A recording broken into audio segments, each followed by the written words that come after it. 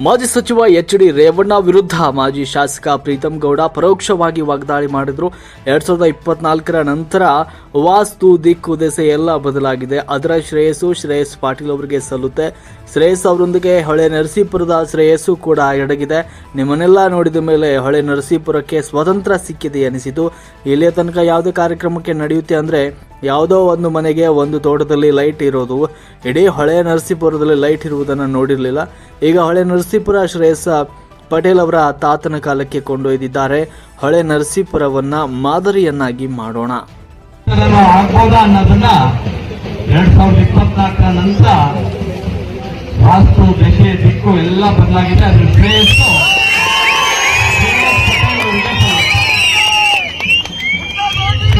ಅವರೊಂದಿಗೆ ಹೊಳೆನರಸೀಪುರದ ಶ್ರೇಯಸ್ ಕೂಡ ಅಡಗಿದೆ.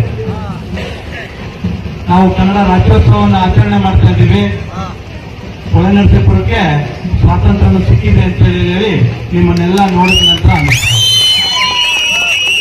ಯಾಕೆ ಮಾತನ್ನು ಹೇಳ್ತಿದ್ದೀನಿ ಅಂತ ಹೇಳಿದ್ರೆ, ಇಲ್ಲಿ ತನಕ ಯಾವುದೇ ಕಾರ್ಯಕ್ರಮ ನಡೆಯುತ್ತೆ ಅಂತ ಹೇಳಿದ್ರೆ ಯಾವುದೋ ಒಂದು ಮನೆಗೆ ಲೈಟ್ ಆಗ್ತಾ ಇರೋದು, ಒಂದು ತೋಟದ ಮನೆಗೆ ಲೈಟ್ ಇರೋದು, ಇದು ಹೊಳೆನರಸೀಪುರಕ್ಕೆ ಲೈಟ್ ಇರೋಂಥದ್ದು ನಾನು ನೋಡಿದ್ದೀನಿ.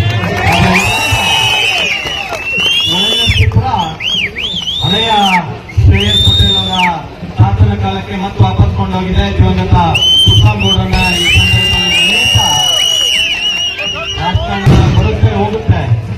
ನಾನು ಒಂದು ಪಕ್ಷದ ಪ್ರಮುಖ ಹುದ್ದೆಯಲ್ಲಿದ್ದೀನಿ, ಅವರು ಬೇರೆ ಪಕ್ಷದ ಸಂಸದರಾಗಿದ್ದಾರೆ. ಆದ್ರೆ ಮಾನವೀಯತೆ ಅನ್ನೋದು ಬಹಳ ಮುಖ್ಯ. ಅದು ಬಹಳ ದಿನಗಳಿಂದ ಕಳೆದೋಗಿತ್ತು, ಅದು ವಾಪಸ್ ಬಂದಿದೆ. ಇದು ಇದೇ ರೀತಿ ಮುಂದುವರ್ಕೊಂಡು ಹೋಗಿ ಭುವನೇಶ್ವರಿ ರಥವನ್ನ ಇಡೀ ಹೊಳೆನರಸೀಪುರದ ಪ್ರಮುಖ ಬೀದಿಗಳಲ್ಲಿ ನಾವು ಸಂಚರಿಸುವ ಮೂಲಕ ಮತ್ತೆ ಹೊಸ ಮೆರಗನ್ನ ಹೊಳೆನರಸೀಪುರಕ್ಕೆ ಕೊಡೋದ್ರ ಜೊತೆಯಾಗಿ ಮಾದರಿಯಾಗಿ ಮುಂದಿನ ದಿನಗಳಲ್ಲಿ ಆಗಲಿ ಅಂತೇಳಿ ಹೇಳ್ತಾ, ಮೈಸೂರು ಸಂಸ್ಥಾನ ಕರ್ನಾಟಕ ಏಕೀಕರಣದ ನಂತರ ಪ್ರತಿ ನವೆಂಬರ್ನಲ್ಲಿ ನಾವು ಕನ್ನಡ ರಾಜ್ಯೋತ್ಸವವನ್ನು ಆಚರಣೆ ಮಾಡ್ತಾ ಬರ್ತಾ ಇದ್ದೀವಿ. ಅದಕ್ಕೆ ಹೊಸ ರೂಪವನ್ನು ಕೊಟ್ಟಿರುವಂತ ನನ್ನ ಹೊಳೆನರಸೀಪುರದ ಎಲ್ಲ ನನ್ನ ಯುವ ಮಿತ್ರರಿಗೂ ಕೂಡ ಈ ಸಂದರ್ಭದಲ್ಲಿ ಅಭಿನಂದನೆಗಳನ್ನ ಸಲ್ಲಿಸ್ತಾ, ಎಲ್ಲಿ ತನಕ ಶ್ರೇಯಸ್ ಪಟೇಲ್ ಅವರಿಗೆ ಹೊಳೆನರಸೀಪುರದಲ್ಲಿ ಅಧಿಕಾರ ಕೊಡ್ತೀನಿ, ನಾನು ಯಾವುದೇ ಪಕ್ಷದಲ್ಲಿ ಇದೇ ವೇದಿಕೆಗೆ ಮಾಡ್ತೀನಿ ಅಂತ ಹೇಳಿ ನನ್ನ ಮಾತಿಗೆ ವಿರಾಮ ಹೇಳ್ತೀನಿ. ಎಲ್ರಿಗೂ ನಮಸ್ಕಾರ. ಜೈ ಹಿಂದ್.